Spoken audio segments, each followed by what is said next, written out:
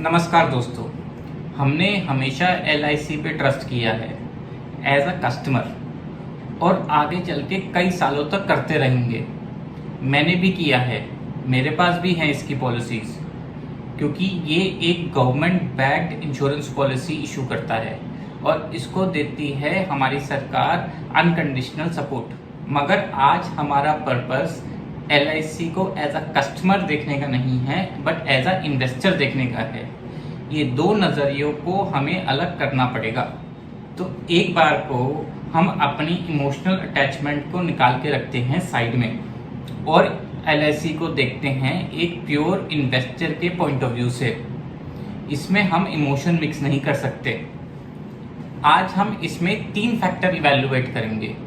एक है LIC के फंडामेंटल्स, दूसरा है इसके ईयरली रिजल्ट्स और इसके बैलेंस शीट, और तीसरे में लास्ट में हम करेंगे इसके टेक्निकल एनालिसिस। दोस्तों, LIC का शेयर इन्वेस्टर को अलॉट हुआ था 889 रुपीज़ में। पूरी इंडिया की insurance industry overall high speed growth पे है और आज भी LIC के पास ही इसका डोमिनेंट शेयर है इस इंडस्ट्री का। सबसे पहले समझते हैं इंडस्ट्री के फंडामेंटल्स।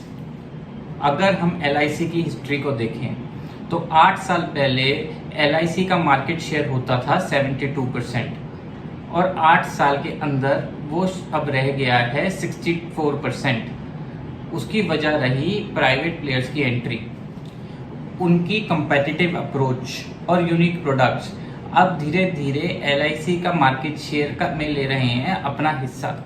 इसमें देखने की बात यह है कि ऑल्दो इंडस्ट्री तो अपनी स्पीड से बढ़ रही है, इंडस्ट्री में हर साल ईयर ऑन ईयर ग्रोथ हो रही है 17% की, लेकिन LIC की ग्रोथ ईयर ऑन ईयर कम हो रही है।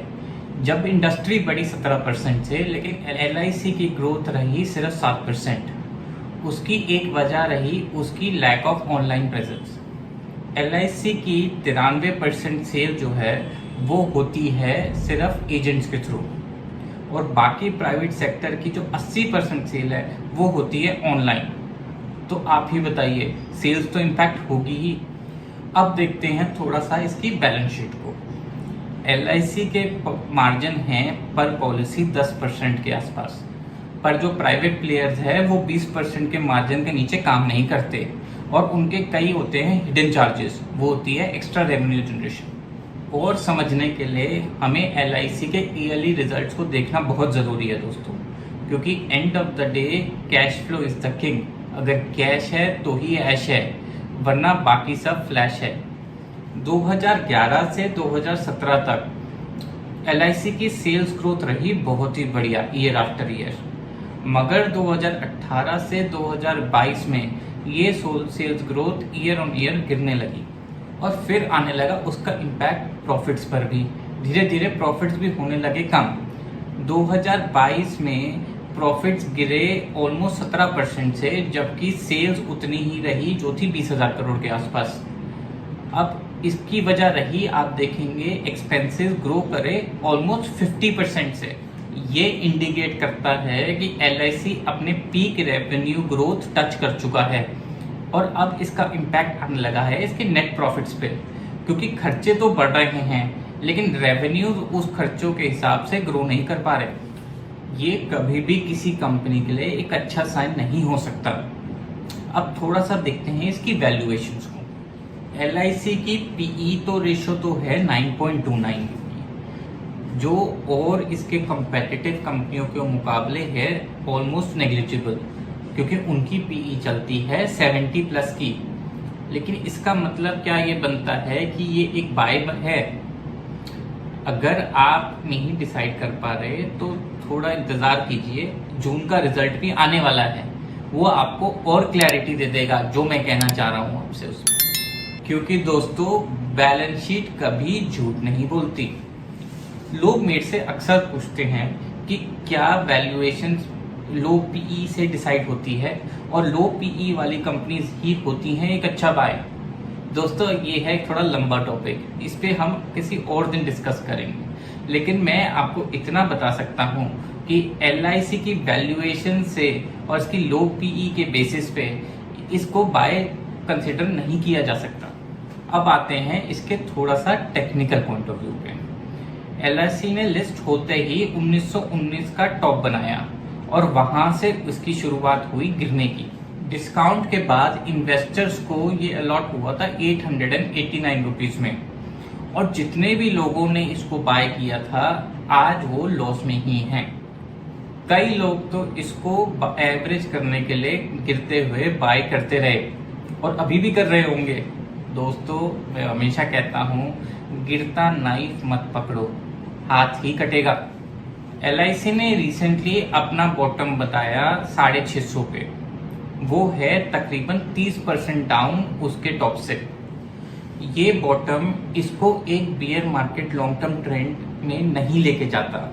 इसका मतलब देयर इज स्टिल पोटेंशियल कि LIC पुल बैक ले सकता है, लेकिन उस पुल बैक के लिए उसको सबसे पहले अपनी बहुत बड़ी रेजिस्टेंस जो है 725 की वो क्रॉस करनी पड़ेगी और उसके ऊपर सस्टेन करना पड़ेगा for a reasonable time period. जब तक वो इसको क्रॉस नहीं करेगा तब तक वो रहेगा आइसोलेशन में।